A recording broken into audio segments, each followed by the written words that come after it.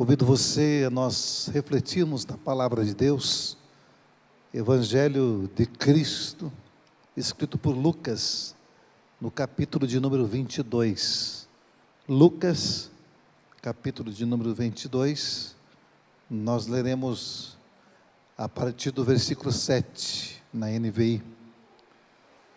Diz assim a palavra do Senhor, Lucas 22, a partir do versículo 7. Finalmente chegou o dia dos pães sem fermento, no qual deveria ser sacrificado o cordeiro pascal. Jesus enviou Pedro e João, dizendo: vão preparar a refeição da Páscoa. Onde queres que a preparemos? Perguntaram eles.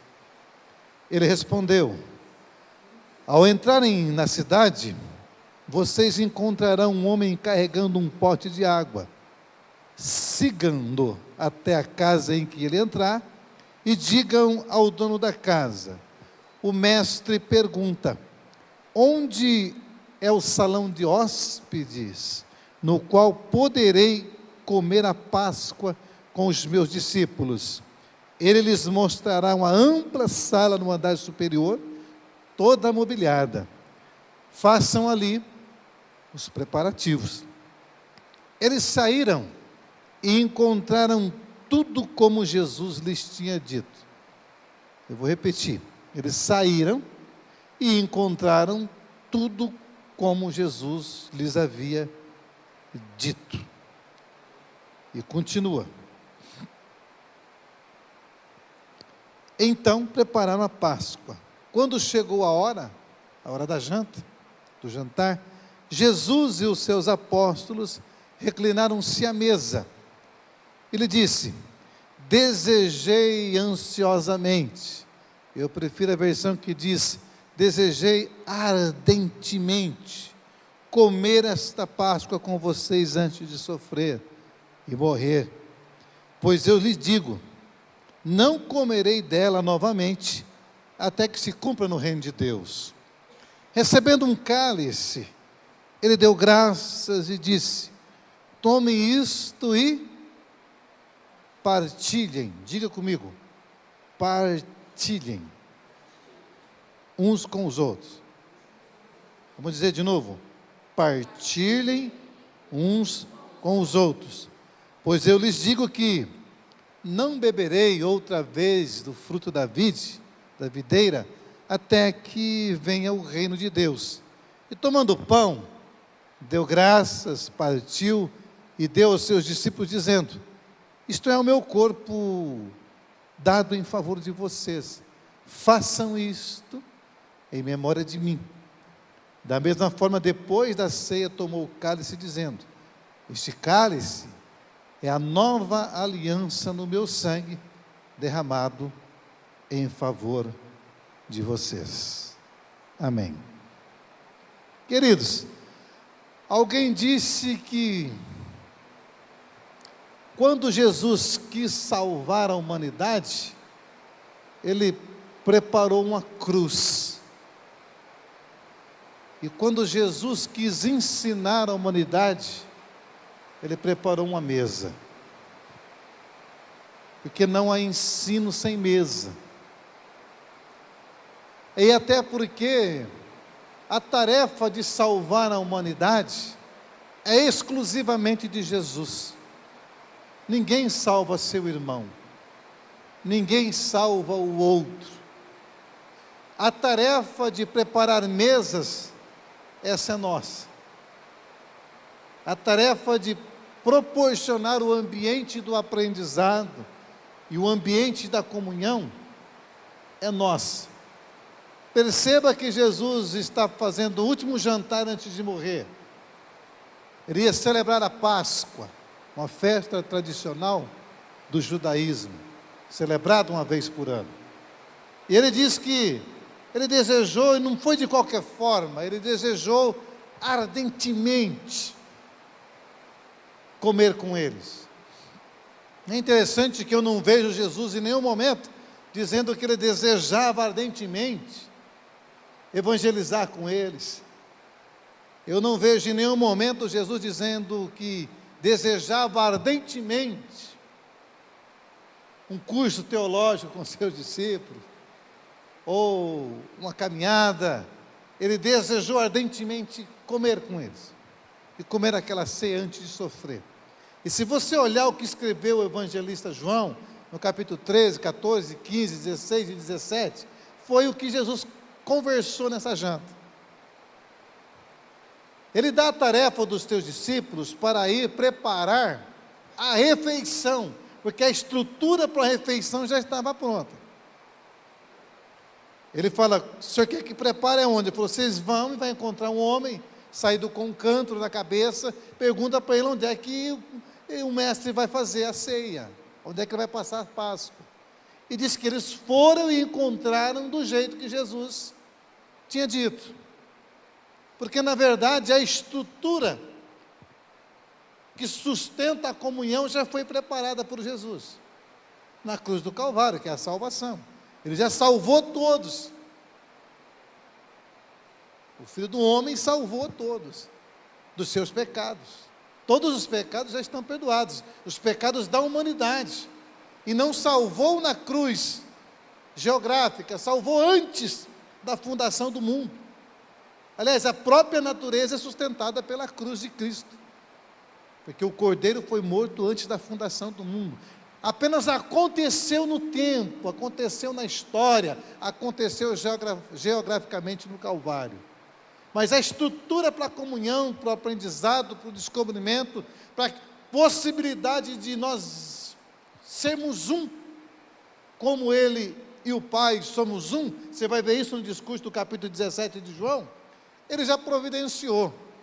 Os discípulos chegaram apenas para montar a mesa, para deixar uns arranjos, fazer a comida, porque fazer a estrutura que proporcione uma vida saudável de humanos, de seres humanos na terra, que só é possível por causa da salvação de Cristo Jesus, por causa do perdão do pecado, por causa da possibilidade de reconciliação com Deus, isso aí foi tarefa de Jesus. De sorte que você não vai salvar teu filho, você não vai salvar tua mulher, você não vai salvar tua mãe, você não vai salvar ninguém. Porque se você conseguir salvar alguém, você é maior do que Jesus. É até porque Ele já fez isso. Então o que eu tenho que fazer, Paulo? O que eu posso fazer, o que o Senhor nos convida a fazer como comunidade, é preparar mesas. Porque Ele deseja ardentemente estar conosco em volta da mesa, em volta da comunhão.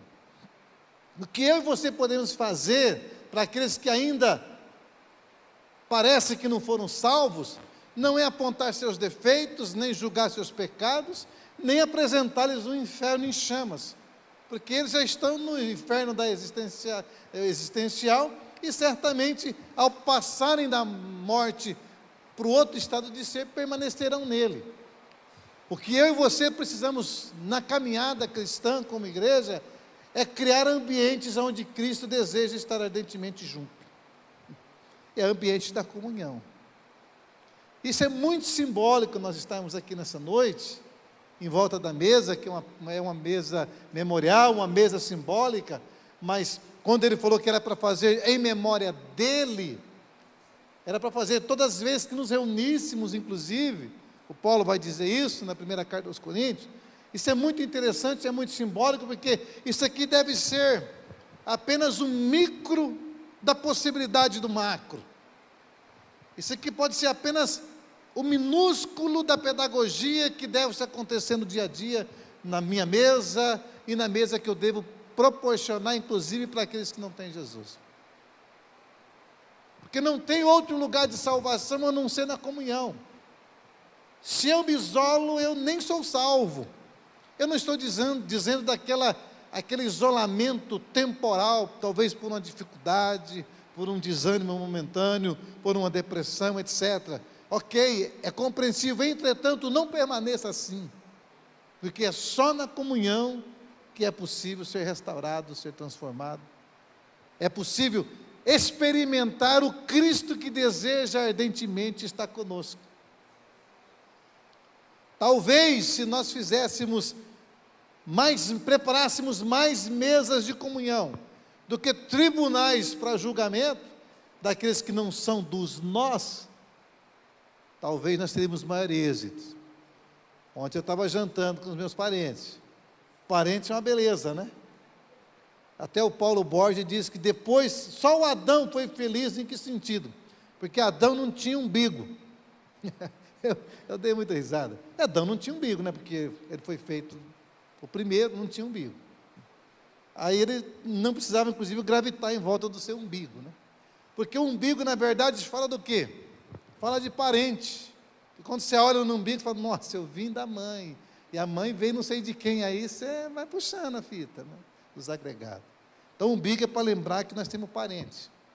E parente é parente. Parente é um negócio desarrumado mesmo. Ontem, a gente estava jantando lá, comendo uma carninha, fiquei tudo feliz, fizeram a carninha lá, que gostou, está com saudade, vocês. E esses ambientes são ambientes interessantes, que na memória que está uma benção, você está quase se degradando, né? Aí você só sente aquele alerta, assim, fala, se eu falar mais um, igual eu que sou falante, né? Se eu falar mais uma palavra, o troço explode com churrasqueira e tudo, né, Laura? Aí eu falei, calma, gente, esse negócio que não está, né? Mas não tem jeito de provocar a nossa consciência para a mudança se nós não formos confrontados. E como é que eu vou ser confrontado? No meio dos parentes, na mesa da comunhão. Porque se eu me isolar e viver comigo mesmo, ou eu começar a conviver somente com aqueles que eu gosto, é mais fácil, porque eu não sou confrontado. É o que eu costumo dizer para os irmãos, você quer saber quem é o Paulo Costa, vai conviver com ele. Mas quando você descobrir quem sou eu, não me abandona não, pelo amor de Deus. Quem sabe eu sou um espelho que está provocando aquilo que você é em mim. Que tudo aquilo do outro que me afeta pode falar mais de mim do que do outro. O outro é para nós um espelho, mas não um espelho muito nítido. Por quê? Porque ao olhar para o outro, é um espelho meio... Aqueles espelhos de banheiro de estrada, né, de posto de estrada, já está assim, bem, os irmãos que é caminhoneiro, você quase não vê nada, você vê aqueles vultos assim. Então, quando eu olho para o outro é um espelho para quem eu sou. Só que eu não percebo nitidamente, porque eu não me vejo claramente, mas eu fico assim com aquele estranhamento. E possivelmente porque aquilo do outro que está me afetando fala mais de mim. São situações que eu preciso olhar para mim. O Jesus traz para a mesa essa cambada de apóstolos que nós já falamos aqui. Pedro, Tiago, João, uns bipolar, né, igual o João e o Tiago é bipolar. Apóstolo do amor, daqui a pouco quer meter fogo em todo mundo, queimar os samaritanos com tudo. Né? Então, a comunhão, a mesa da comunhão onde Cristo deseja ardentemente estar, é esse ajuntamento com os desiguais. E eu não posso fugir disso. Eu não devo correr disso. Porque senão eu não vou experimentar a grandeza da presença do Cristo que ensina. Porque é mais fácil eu achar que o Cristo me ensina sobrenaturalmente, ou que ele tem uma voz poderosa e me fala, ou só eu olhando para a Escritura, e dentro da minha compreensão teológica, acadêmica, eu acho que ele vai falar comigo. Não! Inclusive, para de ler Bíblia com estudo. Leia a Bíblia. E leia em casa, leia em família, leia junto. Chama o povo para casa, vocês, os parentes, tem uma família aqui, né? Igreja com bastante família, chegando mais, graças a Deus, seja bem-vindo. Quando você se reunir lá para os parentes, tem uns encontros que vai ser mais machucado que curado. Mas você pensa que é machucado, porque o pisão no calo que te deram, talvez é para poder libertar você do calo. Porque você nem sabia que tinha esse calo. Aí quando pisar no teu calo, fala, opa, tem um calo aqui, aí você vai, é podólogo que arranca calo, né? Vai para a mulher do pessoal do calo e tira. Então, a mesa da comunhão de Cristo deseja estar, que é eu que tenho que preparar, porque nós preferimos ficar orando para Deus assumir a responsabilidade. Senhor, salva o fulano. Senhor, abençoa o ciclano. Está vendo, Jesus? Muda aquele pastor, não dá para aguentar ele não. O cara é complicado, fala demais, atrapalha o louvor no meio do culto, né? Para toda a banda, que ensaiar direitinho, aí depois perde aquele negócio do clique nas orelhas, né, Marco? Aí vira aquele rolo para começar a bateria de novo. Não adianta você orar desse jeito para Jesus mudar eu. Jesus, você precisa fazer o seguinte, fazer uma mesa e levar eu para a sua casa. Pode ser de um ovo, Ah, filé mignon, não tem problema, não tem dificuldade com a comida, está na mesa. Porque lá, de repente, eu vou me enxergar. Então, a comunidade de fé, amados, é esse convite de Jesus de Nazaré para sentar com todo mundo. E não só aqui é apenas o micro do macro. Aqui é apenas o mínimo do máximo que nós temos que ser. Começa na tua casa, começa a sentar, começa viver a transparência. Se andarmos na luz como Ele na luz está, temos o quê? Comunhão com os outros. E o que acontece? O sangue de Jesus Cristo nos purifica de todo pecado. Então, andar na transparência, na luz, na comunhão, não fuja da comunhão, não. Eu convido você a nós, cada vez mais como comunidade, a estar mais próximo. Os homens já vão se reunir aí, vai ser uma bênção. Sabe que homem fica falando, aquele converseiro assim que ninguém entende, nada? Eu acho que conversa igual a mulher. É que eles não assumem. Mais? É mais? Eu também acho. Porque daí tem, né? Eu não, olha, eu estou na expectativa do que vai acontecer.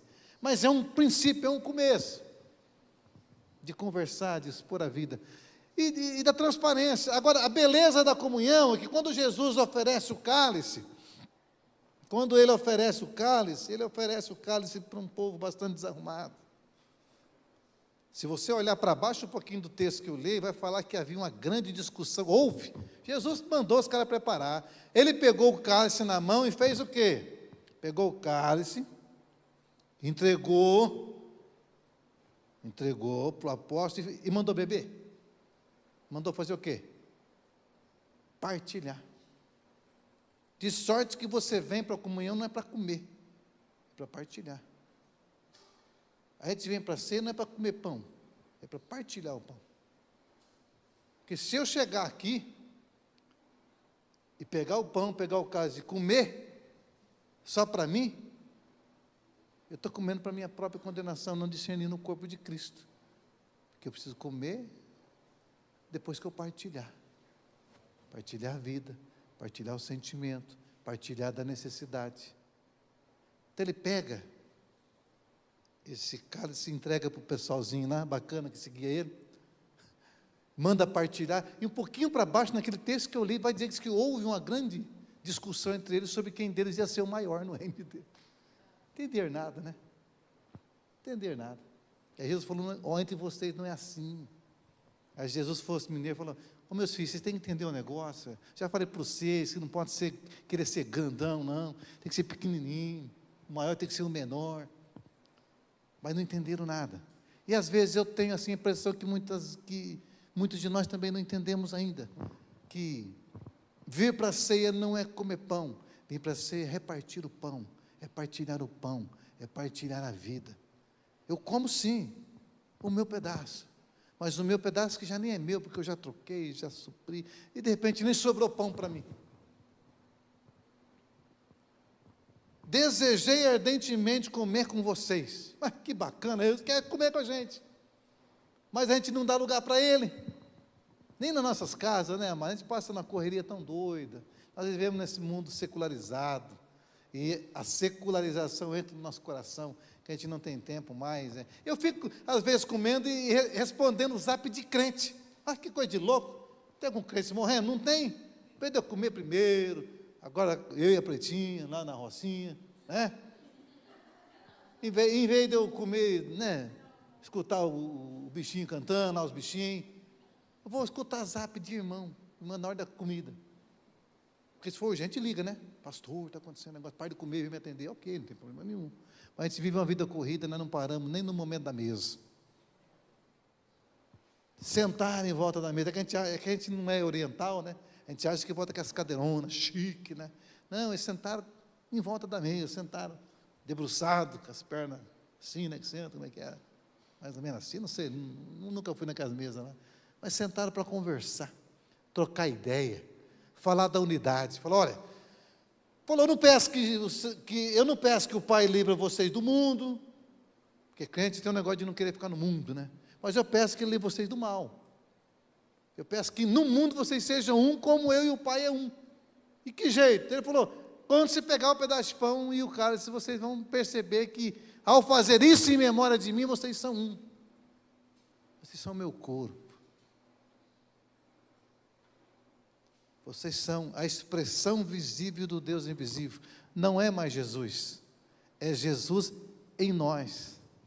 E que jeito? Na mesa dos desorientados, na mesa dos que têm problema, na mesa dos que têm suas dificuldades, na mesa daqueles que, conhecendo a diferença do outro, conhecendo o temperamento do outro, conhecendo, inclusive, às vezes, o pecado do outro, mas abraça, acolhe.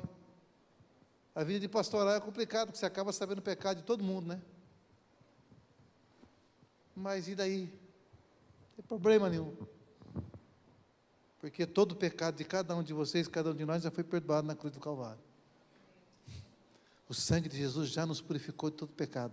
A nossa chamada, amados, é para estar à mesa, é estar na comunhão, é estar na presença, estar partilhando o pão, partilhando a comida, partilhando a bebida e gerando consciência na vida dos outros. Então comece a fazer isso, faz em casa, chama os parentes, chama o vizinho. Claro, nós vivemos dias difíceis, parece que não dá para convidar ninguém para a mesa às vezes. Mas não, dá sim, tem gente que dá para trazer para a mesa. E quando o cara confrontar você, perdoa, perceba se esse problema não sou eu mesmo, né? Mas vamos deixar Jesus estar no nosso meio, porque Ele deseja ardentemente comer conosco todas as vezes que nós nos reunimos. Aonde? Aqui? Também, mas em casa, no serviço, na vida, na angústia, no deserto, no momento de dor. Pare de querer salvar o mundo e promova a comunhão. Pare de querer salvar a tua esposa, filho. Senhor, salva minha esposa. Fala, não, Senhor, vou eu, salva a mim. Porque de repente, eu sou o sacrifício para minha esposa. De gerar consciência na vida dela, na vida dele. Aí a tua esposa, o teu esposo não é salvo, você acaba, ao invés de promover mesas para que ele seja bem acolhido, amado, e aonde se proporciona a possibilidade de falar do amor de Deus, a gente faz mesa para doutrinar a gente. A gente leva nossos parentes e quer dar um curso teológico para eles. Rapaz, Deus me livre, você não salva ninguém não. Abrace. E em amor, pode ter certeza que vai surgir a necessidade dele. Mas eu andando para a cidade de Umuarama, caçando uns negócios lá, eu fiquei umas 3 horas andando no comércio, parava com um, parar e perguntar se está tudo bem, você já fica meia hora conversando. Pessoa que nunca te viu, começa a abrir o coração, Quem você é? Fala, não, eu sou um forasteiro e peregrino. Por que eu tenho que saber quem eu sou? As pessoas estão precisando dessa mesa. Essa mesa, às vezes, nem sempre é literal, é o tempo, é o coração, é o espaço. Aí nós seremos, de fato, a igreja de Cristo Jesus, o corpo dele, a expressão dele. Que ao participarmos dessa noite, desse cálice, desse pão, que nós possamos, de fato, perceber que existe um Cristo que está desejoso de nos ensinar. E como disseram para nós que ensinar era disciplinar, até que as matérias de escola chamam o quê? Disciplina. Olha que coisa louca. É para moldar, para engessar a mente mesmo, inclusive para você não ter a capacidade de pensar, de criar o imaginário. Te faz dentro de uma grade escolar, né? Que chama? Olha, grade escolar é prisão escolar, né? Te formata para você pensar só naquilo, só daquele jeito, e se você pensar diferente, mesmo que chegue no mesmo resultado, o professor não te aceita. Porque não está preparado para provocar o pensamento, a imaginação no outro. Então, que nós possamos promover essa possibilidade da conversa, que nós possamos promover esse ambiente, essa mesa preparada. Até eu postei lá hoje, mesa preparada, bem-vindo à comunhão, a mesa preparada. Qual essa? Essa simboliza, essa tipifica, essa aponta para nossas mesas, essa aponta para a nossa vida. Agora, na mesa, tem hora que olhar na cara um do outro e pedir perdão, às vezes, né? Pretinha mesmo, quando que meia, que eu vejo que ela comer com raiva de mim, ela põe na mesa e fala, como é que eu vou comer a comida que ela fez com raiva de mim, né? Falei, vai pôr veneno nessa comida. É melhor não correr o risco, vai pedir perdão, né? Que se ela pôs, eu falo, não, estragou alguma coisa, eu vou fazer de novo a comida, né? Mas eu nunca pôs, não tem essa índole. Mas às vezes é a mesa do perdão. Hoje é dia de perdão. Quem você tem que perdoar? Você? Talvez. Ah, eu não sou digno de participar. Claro que você não é, eu falo sempre isso. Você não é digno de participar nessa noite, tá? Você não é digno de participar da ceia. Se você achar que você é digno, já vamos ter problema. É melhor você nem participar, que você já está condenado. Você é indigno, eu sou indigno. O que nos dignifica é o sangue de Jesus de Nazaré. Aleluia. Se você teve um encontro com Jesus, caminha seguindo Jesus de Nazaré, participe com leveza. E que ao participar desse evento, desse momento, nós possamos partilhar o pão. Hoje eu vou desafiar você a pegar o copinho com pão, trocar com o outro, tá? Sem pressa, troque com o outro, num gesto de partilhamento da vida, da consciência. E ao partilhar do outro, você pensa, que nós pensamos que quando eu distribuo, eu diminuo, mas no reino de Deus, quando eu distribuo, eu multiplico. Entendeu? A gente pensa que quando eu dou, quando eu distribuo, eu perco, eu diminuo. Não, no reino de Deus, quanto mais você distribui, mais você multiplica. E multiplica o físico, o material, o dinheiro, as emoções, a paz, a fé, o afeto. Então partilha, distribui. E se não sobrar pão para mim? Ué, se sobrar para o dia, tá bom, porque ele mandou orar pedindo pão de cada dia, não falou? O pão nosso do ano que vem é de cada dia. Porque pedir o pão do dia seguinte é pedir um pacote de ansiedade para você mesmo. Porque cá para nós, quais as causas da nossa ansiedade generalizada muitas vezes? Quando ela não é a ausência de alguns hormônios. É a preocupação com o dia de depois de amanhã. Ou de amanhã. Ele falou, pão nosso de cada dia nos dai hoje. Mas ele só faz isso depois que ele faz o quê? Venha a nós o teu, a tua vontade. Ele falou, não vou comer de novo com vocês desse pão, enquanto não acontecer isso no reino de Deus. Só que o reino de Deus já está acontecendo dentro de nós. Você acha que é moleza pregar isso aqui? Não ficar preocupado com a comida do mês que vem? Claro que não, que é difícil. Eu passo... Um dia a irmã ainda falou para mim, pastor, você está preocupado aí, está sem casa, você não falou que Jesus de Nazaré não tinha nem casa, igual os passarinhos. Eu falei, é verdade, irmão, me lasquei, mas é assim mesmo. Peça o pão de hoje. Aliás, nem é pão, se você olhar o texto, ele nem é pão de comida. Porque ele falou que cuida do passarinho, trabalhe, planeja, mas não permita que o pacote da ansiedade tire o seu sono, tire a sua saúde, e você se desfaleça. Partilhe o que você tem. Se acabar amanhã, deixa Jesus cuidar do resto. Amém? Amém? Porque digno é o Senhor. A nossa proposta é criar ambientes para que o Cristo esteja presente nos ensinando. Na partilha. Comece a criar esse ambiente. Cria primeiro na tua mente, no teu coração. Que o Senhor nos capacite para isso.